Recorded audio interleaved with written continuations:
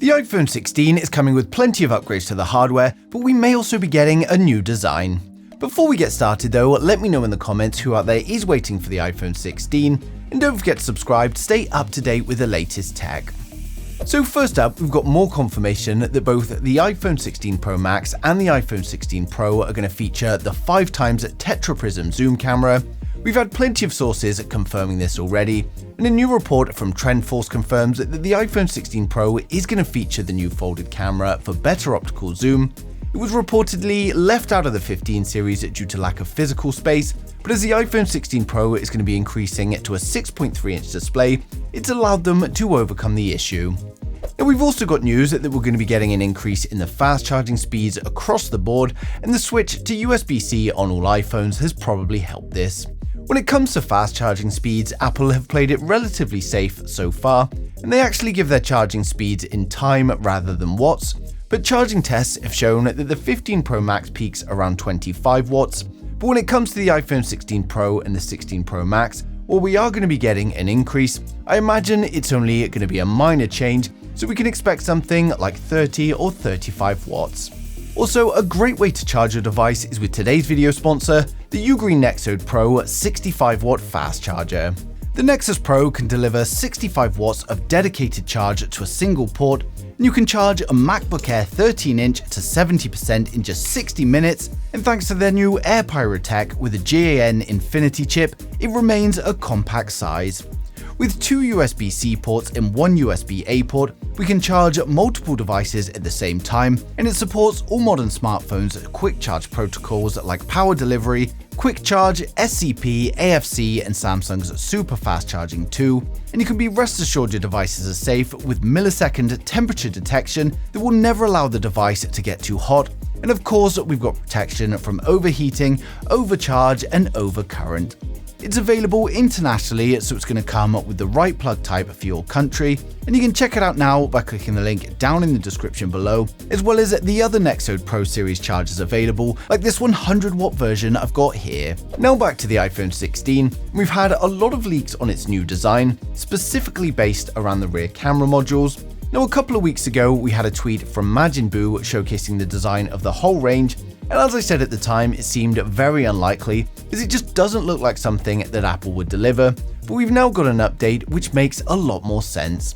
Now first up, we've got another tweet from Majin Buu showing us the new camera module of the standard iPhone 16, and he's also added it to an illustration of the phone to give you an idea of what it would look like, and to be fair, it's the same as the previous design he showed us.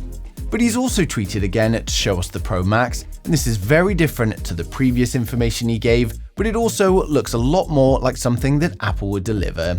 Now it's not a drastic change, but it would give the iPhone 16 something else to differentiate itself from the previous models, and the only thing to mention here is that Majin Buu has been tweeting a lot about the iPhone design, and in the past he's got plenty of leaks correct, but then he's also got plenty wrong. And of course, it's not that he's lying, but it may just be from early prototypes that never made the final cut.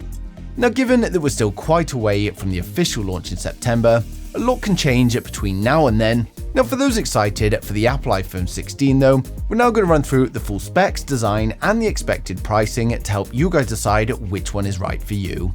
For my regular viewers, you guys have seen this, so just skip to the next video, but if you're new here, then hit subscribe now and we'll get right into it. So first up, we have the standard iPhone 16. And with the standard iPhone 16, we get a 6.3-inch OLED display, but unfortunately, this is still going to be an LTPS display.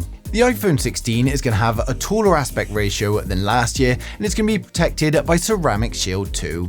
We get the new Dynamic Island, which covers up the 12-megapixel selfie camera and Face ID sensors. Then on the rear, we've got a 12-megapixel primary camera and a 12-megapixel ultra-wide.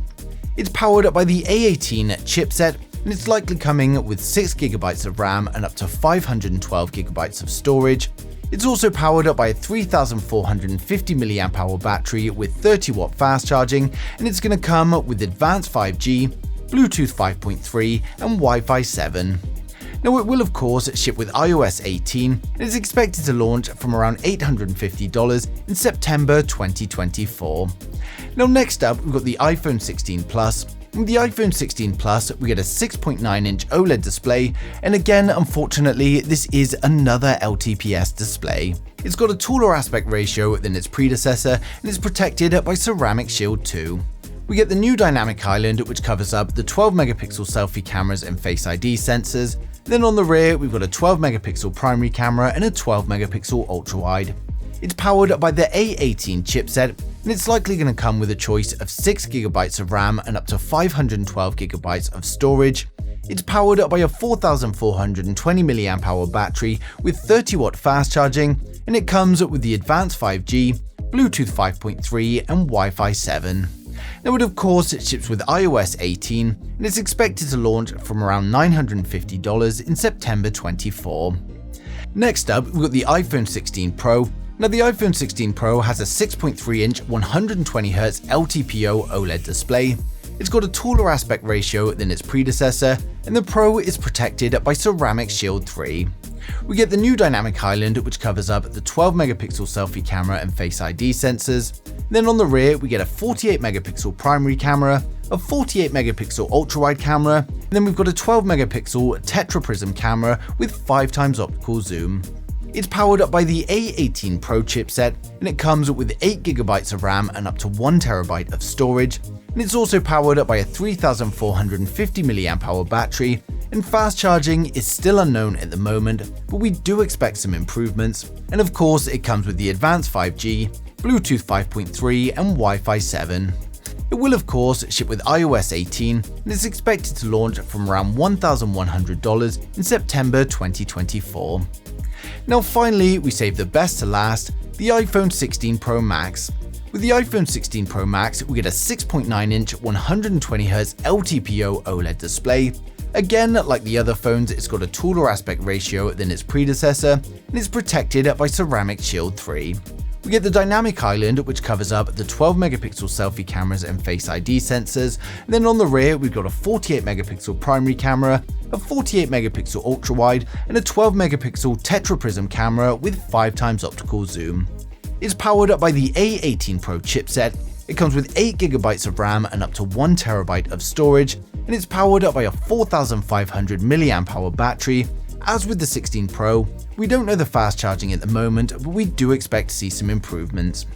Now, it comes with the advanced 5G, Bluetooth 5.3 and Wi-Fi 7, and it will of course ship with iOS 18, and this one's expected to launch around $1,300 in September 24. So overall, the iPhone 16 is looking like the same iPhone we've been seeing for quite a long time, apart from a few changes in design like the new camera module and the extra button.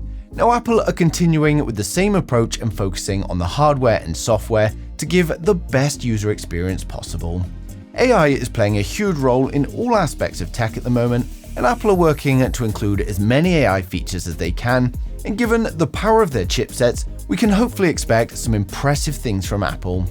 Now, it also seems that iOS 18 is going to be one of the biggest changes to iOS that we've seen for quite a while, and I'm excited to see what they actually deliver. But that's all the news we've got for today, but of course, as soon as anything else comes in, I'm going to be sharing it straight away, so make sure you subscribe so you don't miss a thing in the future.